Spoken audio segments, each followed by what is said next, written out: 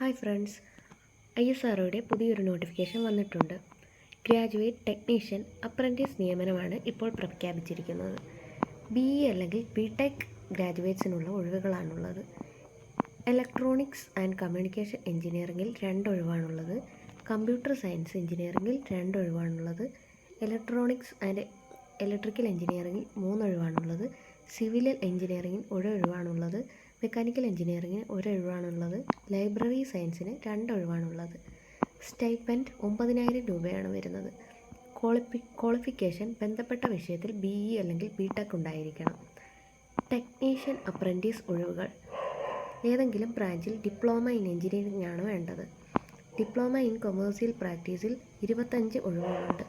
പ്രതിമാസ സ്റ്റൈപ്പൻഡ് 8,000 രൂപയാണ് വരുന്നത്. ഗ്രാജുവേറ്റ് അപ്രൻറ്റീസ് 30 ഒഴിവുകളാണുള്ളത്. BA 10, BSc 10, BCom 10 ഒഴിവുകൾ. ഉമംഗ് പോർട്ടൽ വഴിയാണ് അപേക്ഷ സമർപ്പിക്കേണ്ടത്. ഡിഗ്രി അല്ലെങ്കിൽ ഡിപ്ലോമ മാർക്കിൻ്റെ അടിസ്ഥാനത്തിലായിരിക്കും സെലക്ഷൻ നടക്കുക.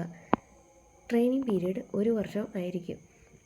ജൂലൈ 2023 ശേഷം ഡിഗ്രി അല്ലെങ്കിൽ ഡിപ്ലോമ പൂർത്തിയാക്കിയവർക്കാണ് യോഗ്യത. ഓൺലൈൻ അപേക്ഷ ആരംഭിക്കുന്ന തീയതി 22 ഓഗസ്റ്റ് 2025. ക്ലോസ് ചെയ്യുന്ന തീയതി സെപ്റ്റംബർ 11, 2025. സോ ഫ്രണ്ട്സ്, ISROയിൽ ജോബ് ആഗ്രഹിക്കുന്നവർക്ക് നല്ലൊരു ഓപ്പർച്യൂണിറ്റിയാണ്.